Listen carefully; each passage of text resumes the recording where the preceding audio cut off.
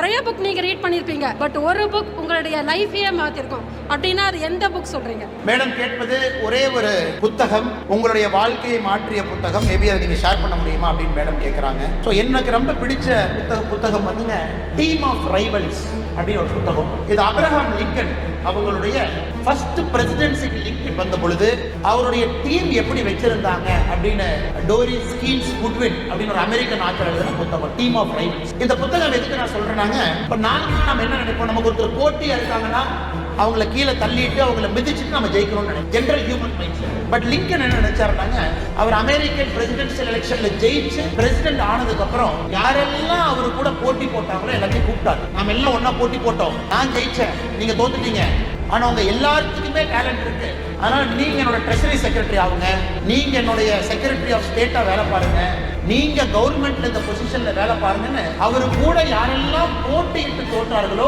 அவர்களுக்கெல்லாம் ஒரு பொறுப்பு கொடுத்து ஒரு அருமையான கேபினட்டை லிங்கன் உருவாங்க. இந்த புக் இதை எப்படி மாத்துச்சுனாங்க, கூட இருக்கிறவங்கள போட்டியாளர்களா பார்க்காது, don't see them as competitors. அவங்களும் இருக்காங்க, நாமளும் இருக்கோம், நம்ம ஜெயித்தாலும் கூட ஒருவரை ஒழிக்க வேண்டும் என்று யோசிக்காதீர்கள், அவர்களையும் எப்படி மேம்படுத்த வேண்டும் என்று யோசிங்க அப்படின்னு எனக்கு சொல்லிக் கொடுத்த புக்கு டீம் ஆஃப் ரைவல்ஸ்.